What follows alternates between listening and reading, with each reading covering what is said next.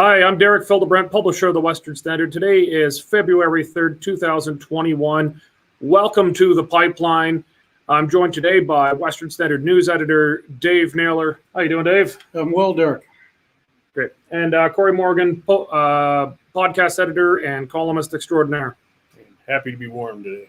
It is warm in here. It's pretty cold outside of our offices, but we're pleased to stay warm with you today. Don't take that the wrong way, people. Before we start, just a reminder, if you're not yet a member of the Western Standard, please go to westernstandardonline.com and click on the membership section. Your membership contributions go a great way, a great deal of length in helping to ensure that the Western Standard is here, breaking stories that the mainstream media will ignores, covering angles that they don't even think about, and ensuring that you keep us bailout free. Well, today we've got some really great topics. Really, it's actually one big topic that we're going to break up into two. Why is Ottawa detaining people in secret? And why is the mainstream media ignoring this? Quite something. It's been our all-time record, all-time most read story, these secret detentions when Canadian citizens are returning to airports. It's been our all-time most read story ever. Yet for some reason, the media ignores it. So we're going to talk about those two things. Let's try not to conflate the two, gentlemen. Let's try to keep it segmented as clean as possible. As always, we welcome your comments. We'll try to address them if we're not already talking about it directly, if possible. But let's start with you, Dave. Why don't you tell us what's happening with these detentions? Really is a crazy story, Derek. This started last Thursday at the Calgary International Airport. When a returning traveler from Dallas was found to have the wrong COVID-19 test. She was supposed to have a PCR, I guess, and it turned out she had an antigen test. So she was whisked away by security and police into a van and driven to the Western Airport Hotel, where she was detained, put in a room. Had guards at the end of her door. And the same thing was repeated on Saturday. A woman called Rebecca McDonald from Red Deer had driven down to pick up her son, who had been in the States for a couple of years. He had obtained two tests in Phoenix and was given the negative result. But again, it was for an antigen test and not the required test to get back into the country. He was again detained, whisked away by security and police, put in the van and taken to the Western Dirt. And the great problem is, or appears to be, with the families involved, they are told nothing. This poor woman, Rebecca McDonald, was in tears in the concourse at the airport because nobody would tell her anything. She was. Somebody told her the door that they were going to sneak her son out at. She was able to get over there in time and give him a hug and ask the police what was going on. They wouldn't tell her. The police actually said they felt threatened by her husband, who was just standing there asking questions. So, yeah, Canadians are being held at the airport. They're being whisked away, and their families aren't being told what's going on. It's really an incredible situation to be happening in Canada in 2021. Yeah, it's extraordinary. It's kind of giving credence to some of the concerns that have been dismissed as conspiracy theories about these internment camps.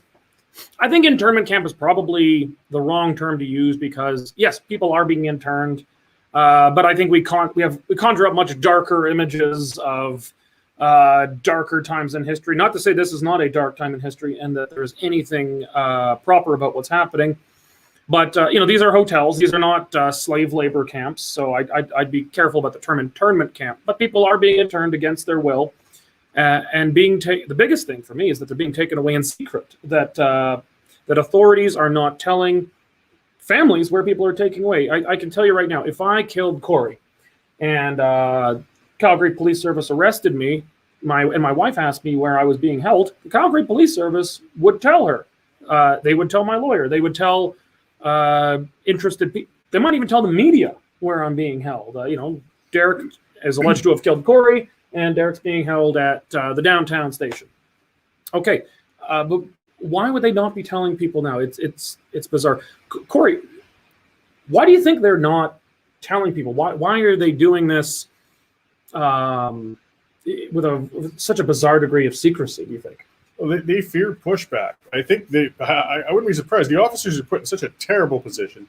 They have to do as they're told, and they realize that the optics, I mean, if this word gets out on this and people push back, if you've got a whole bunch of protesters blocking the van outside of the undisclosed location they're going to drop them off at, this is going to look a whole heck of a lot worse. If you got people screaming, trying to get in to visit their families and loved ones, it's going to look bad. They want to whisk them out quickly. They don't want the video of somebody in the airport resisting as they tase somebody and literally drag them into a van. Because I think they're not stupid. They realize whisking people out of an airport into a van and taking them to an undisclosed location looks pretty bloody bad. I mean, Myanmar would be proud. The first notices I started getting of this, we get all sorts of emails and messages of a variable quality. I thought, here we go. Of his conspiracy theories, and we don't take it seriously. Yeah, and then as I got more and more, I realized this is real. This is really happening. And sure, yes, they're taking them to a hotel, but a gilded cage is still a cage. You're taking citizens and you're locking them up with very little communication, very little warning. It's got to be terrifying. And they know this. That's why they're sneaking. That's why they're rushing. And this is very disturbing. This is just the start of it. I mean, this was just when it was barely being announced that they're already starting on this. It's only going to get worse. Yeah, it's it's the secrecy of it that's the most disturbing part to me. I mean, if someone is legitimately not been cleared with a COVID test to return to Canada, and it's clear that you need a COVID test and what that specific test is, you know what? I actually, I know some of our viewers are going to call me a communist for this, but people should be in isolation if they're coming back from outside the country and they're traveling. And I would apply that to politicians. The politicians coming back, these kinds of restrictions on returning travelers seem to have conveniently been implemented after all the politicians have returned back from warmer destinations. But they're doing this in secret. Is the more disturbing part to me. I think the idea is by doing it in secret, in their view, they thought they would keep a lid on it, but it seems to have the opposite effect. This seems to be the worst part of it. There's no due process. You don't get to talk to a judge there.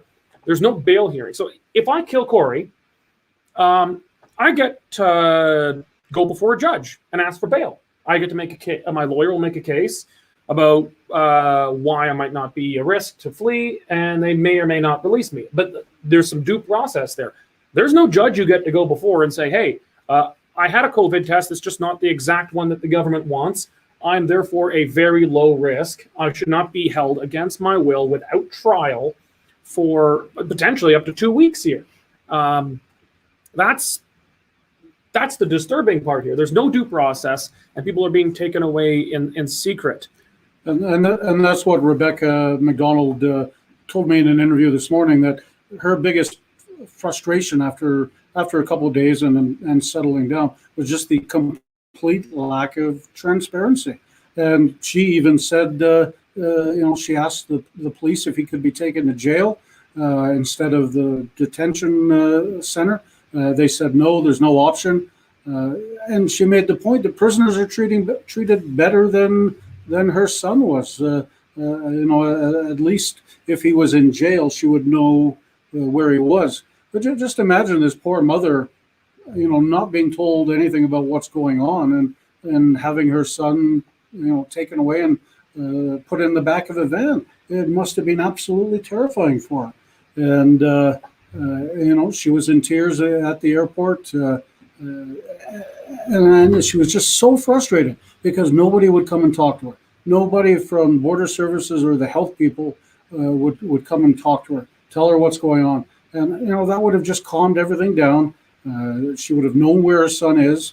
And he was basically, freed on Monday afternoon, driven back to the airport and dumped off. So, she's still furious. And there's been no political pushback either. No comments from the Prime Minister. Jason Kenney put out a what I consider a fairly weak tweet, saying that there should be more transparency. But no other politician is seeming to jump on board. Technically, he's been the only politician to even mention that this is happening. We broke the story. A few days later, he issued a tweet saying there needs to be transparency around it. He didn't call for it to end, but he said there should be transparency around it. I mean, and that's literally the strongest we've heard. I haven't, unless I'm mistaken, I've heard zero from Aaron O'Toole. Justin Trudeau, I don't think, has even acknowledged that this is happening. He's acknowledged that there are new regulations for returning travelers, but hasn't even recognized that people are being essentially disappeared. I don't think people are being disappeared and never showing up again. They're not getting helicopter rides into the Pacific here, but they're being disappeared, and their families are not being notified where. There's no due process. There's no judge to go before. There's nothing. It's extraordinary. And it's not cheap either for these families. Trudeau said it's going to cost $2,000 to house them and feed them, and they're going to be expected to pick up the tab. The McDonald's son was not given a bill as he left. They may be sending it in the mail, but Rebecca McDonald has said, "Oh, send it away. I'm not paying it." So, yeah, you just broke that story now, didn't you? Yeah, it'll be published on our website as soon as we're done here. Looking forward to it, and we're going to stay on this story. That's, I think, a good segue to the next part about why it is the mainstream media are ignoring what is the biggest story in Canada right now. I have something else will take the headlines soon, but so let's segue into media coverage of this. We'll begin with our own coverage. You were already leading into this a bit about the kind of stuff we receive. We get, and we appreciate it from all of you when you send us tips and things that are happening, but we get a lot, and 90% we don't take because it either is just kind of conspiracy theory stuff or it's just not provable. We might have a suspicion that there's something to it, but if we can't prove it, if there's not any there, we can't run with it as proper news. But Dave, we received this one. You and I chatted about it. This was a real person. This was verifiable, and we ran about the story. So maybe just talk briefly just about how it is we kind of process this information that comes from the public. This isn't something we went looking for. It's something that came to us. We thrive on tips from the public, and we appreciate it. But maybe talk about how we sort that through and how we came to the conclusion that this was a real story. Well, it came to us in a Facebook post by the Edmonton pastor, and he described his emotions of not knowing where his wife was and his wife being whisked away. And it was really, really heartbreaking, really, what he had to go through. So we decided, look, this is a pastor. He's publicly describing this in a Facebook post. He's not going to make it up. So we ran with the story. And the same thing happened with Rebecca McDonald. First came to our attention through Facebook. She put up a very emotional video of herself walking through the airport hallways, crying, wondering where her son was. So this had actually happened. It was involving real people. And, the police put out a statement saying they had nothing to do with it. It was all federal health officials. The Alberta Health Services got a hold of me late Saturday night and put out a statement saying, hey, nothing to do with us either. They knew what the fallback was going to come, and they made it clear it was strictly federal health officials that were doing it. So, the powers that be also confirmed that it was happening. Do we know which police were executing this? What police force? It was Calgary City Police. They're in charge of security at the airport. Well, that's interesting, though, because Calgary City Police don't answer to Ottawa. They don't even answer to the province. They answer to the city. And the city is allowing this to happen. That's an interesting point to keep in mind. As Corey said, the officers are being put in a bad position. So we knew right away that this was a hot story, and we followed it throughout the weekend with several stories, and we'll be continuing to follow it in the upcoming days. And it certainly hit a chord with people. We had record readership this weekend, put us over 2 million for the month of January, which is a huge milestone. and people want to know what's going on, but for some reason it's being completely ignored by the mainstream media. I haven't seen a word in any newspaper, never mind Canada, but the entire country. So we're going to turn to why the mainstream media is ignoring this in just a second here. But Corey, you had something to add? Oh, I just want to say, I believe, the Calgary City Police are in contract to the Calgary Airport Authority, though. So they're kind of at that point. They take their orders not from City Hall, but from the Airport Authority, which by token takes theirs from Canada Customs and federal authorities. So it gets a little convoluted there.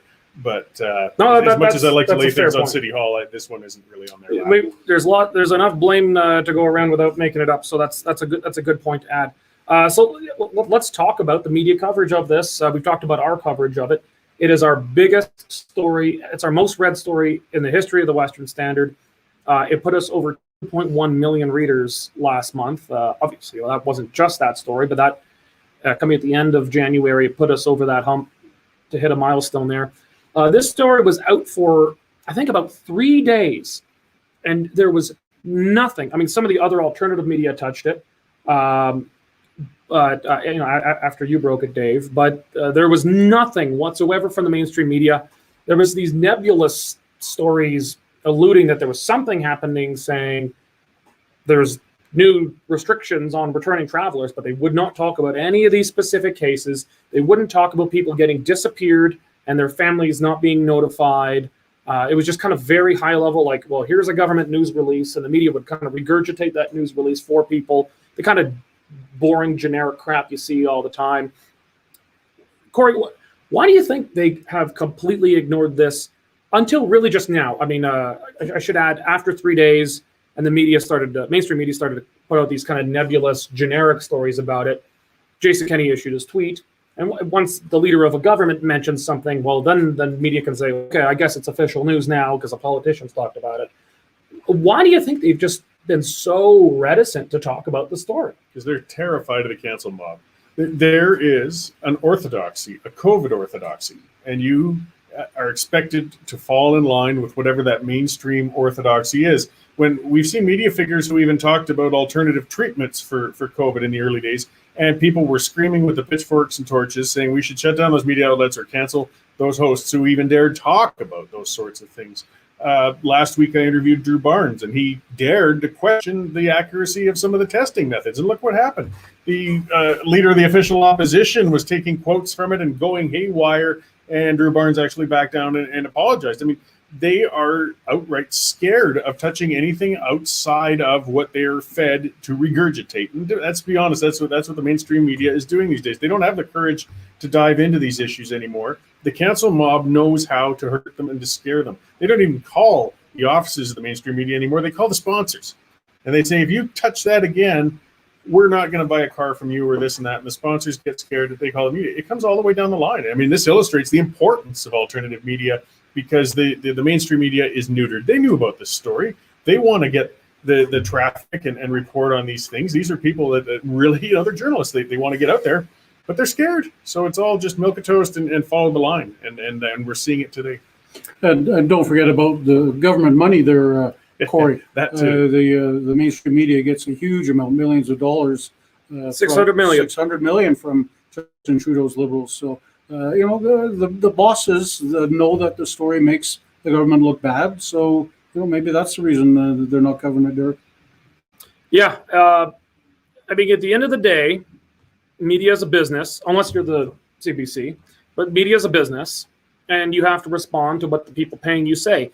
That is your sponsors. And if your sponsors are worried, well, and if your prime sponsor is the government, and then I was going to say your other if your single biggest sponsor is now the federal government, and they're increasingly beating their chest. I mean, look, Facebook wouldn't even let us boost the post at our own cost. Facebook wouldn't let us boost the post on this story because it's critical of COVID orthodoxy. And we're not peddling conspiracy theories here. COVID is real. This is not a fake thing.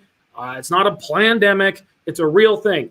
Governments are taking advantage of it to pursue their own ends. They're pushing their own agendas, taking advantage of the situation. But we're not pushing any conspiracy theories here. This is factual. This is a real woman that we have talked to and verified, and Facebook tries to suppress it. And It's no worry that the other guys are worried about it, about getting canceled themselves. Keeps me up at night wondering if, when are we going to get deplatformed? Maybe it makes sense for us to be a little less nosy on these kinds of issues, because we'll have no business if we get canceled. So there's a real fear there. But also, I think there's also a general sense of compliance within most of the mainstream media. And there are some exceptions within the mainstream media. There's some good columnists and reporters out there who are still working behind enemy lines, doing good work. I don't want to take away from them, but I'm talking corporately and on aggregate within the mainstream media. I think there is a belief that even if these stories are correct and true, that they are still dangerous information to get out because it undermines government's authority. That's what, what's the name of that Quebec federal minister, Stephen Gilbert or whatever, Gilbert? He's the I can't pronounce his name. He wants to control the internet. Yeah, he's the heritage minister. Essentially, he's the or something like no, something with a G. Yeah, Guy Bolt or something. I'm sorry, I'm slaughtering it. But as Minister of Heritage is a very weird Orwellian way of naming that department in Canada. That's the Minister of Information. That's the Minister of Propaganda. That's the minister who controls the CBC, the CRTC, regulates social media, and he's talking about government law criminalizing speech online, particularly from news outlets, but people in general who undermine faith in government institutions. You know what? The best thing to come out of COVID is losing faith in government institutions, losing faith that the people in charge are always right because they appear on the television. Guess what, people? Just because Dave and Corey and I are sitting on video with a background behind us doesn't mean we necessarily know anything. I think we do. I think we have something to add. That's why we're talking. But just because we're appearing on video on a broadcast doesn't make us smarter than we otherwise are. But it's a magic trick the media can do. It's a magic trick politicians can do. You appear on the live feed of Parliament and people say, well, he must have some kind of intelligence to what he's talking about. It's a magic trick. And the media are a part of it. So, COVID, if there is something good that's coming out of COVID, it's making people realize that maybe we actually aren't free, because you don't have a freedom, you don't have a right if that freedom or right can just be taken away with the stroke of a pen. Whatever you did have was then just a government-granted privilege. A right, a freedom is something that cannot be taken away, that your government is there to guarantee under all circumstances. And if they can just take it away at the stroke of a pen, that means it was just a temporary privilege that they grant you when it is convenient. And now we're seeing the federal government talk about criminalizing speech online, particularly from media, that would undermine faith in government institutions. Well, I think that undermining of faith is the one damn good thing that's come out of COVID so far. Well, it's something I said before. The healthiest thing that a person can hold right now is a distrust of government. I mean, among all your health issues and so on. But, that docile Canadian nature is catching up on us, though. I don't think enough people pay attention or think about or realize the importance of these fundamental rights that are being eroded right now. I mean, people who drafted these rights, these charters, these bills of rights in countries, knew about these things. They realized that you have to enshrine these abilities for citizens to move around, for citizens to speak, to communicate with each other, to have a free press. And the government has taken full advantage of this emergency to cut into these very critical rights. And not enough people, I think, understand how scary this is. I mean, look at the basis of what seems to, almost cliches. Miranda rights, you see them on every cop show on TV and everything. But I mean, there was a reason those things are enshrined. You have to go through quite a process before you are going to detain somebody. You have to make sure that person knows every right they have before you detain them. Even the most odious of murderers get that, those rights as a basis before you can take them into custody. And we've lost that. Former Security Minister Stockwell Day put out a tweet on the weekend, blasting the government for doing this. And he followed up with another tweet last night saying, Canadians have to start saying enough is enough and protesting this type of thing. And he said, if we don't, then we deserve everything we get when more and more rights are taken away. And he's probably right. There's a lot of truth in that. And we've seen it with the Great Restaurant Revolt, or the Restaurant Revolution that you've written about, Corey. I know you've reported on as well, Dave. the government's taken away your right to earn a basic living, to keep your business functional, and to keep your mortgage paid. People are losing their livelihoods that they've worked their entire lives for. And it took about 10 rogue restaurant owners to say, you know what, screw it. I have a binary choice now between bankruptcy and destitute, or fines and arrest. You know what? If I'm going to lose money, I'm going to lose it going down fighting. And these guys opened their doors. I know you were out in the field at some of them on a particularly cold January day, and they opened up. And 10 restaurant owners changed the course of things, at least here in Alberta. The government was then faced with a choice. You could send men with guns to shut down restaurants. And that's a bad look for a government that fashions itself as the defender of small businesses and freedoms. Or they could at least give them a light at the end of the tunnel. Now, I think their reopening plan is way too soft. I think it's a soft, but it's at least designed to give the hope of light at the end of the tunnel. We would not have that. And Jason Kenney admitted such, and he doesn't mean this in a good way. He was very angry about it, but he admitted as such that they're only doing this because of the restaurant revolt. They had no choice because they were not prepared to send men with guns and arrest people like you saw with that barbecue joint in Ontario. They had to do something.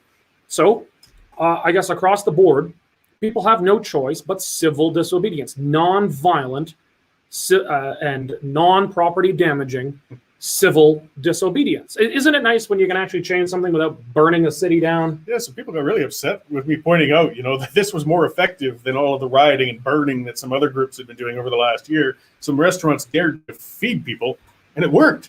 I mean, that's how civil disobedience works. The passive, non-riotous. I mean, and again, going back to the real, not these fake, trumped-up things that people feel are civil rights battles these days. The real ones from the 60s and 70s, they weren't violent, crazy things. These were people who dared to sit in a cafe. They dared to sit on a bus. They didn't. Well, some people rioted, but those were not the people who changed things. It was people who wrote the Freedom Riders. It was people who sat in cafes. They changed things. And they were brave people who were facing the threat of the government beating down on them, and they stood up for it. And again, the government backs off because they fear that snowballing. They do fear the citizens if the citizens will stand up, and we've seen it. Because that was just a small glimmering, but they knew they didn't fear 10 restaurants, they feared 100 restaurants. And if they didn't the next day, it was probably going to be 50. Yes. And then the day after that, you'd probably get into the hundreds. Well, and as I said, I've owned a restaurant before. It's a tough business, and I couldn't imagine what they're going through right now. And they need, as I said, a light at the end of the tunnel, even if it's a glimmer. But what they'd been left with was nothing.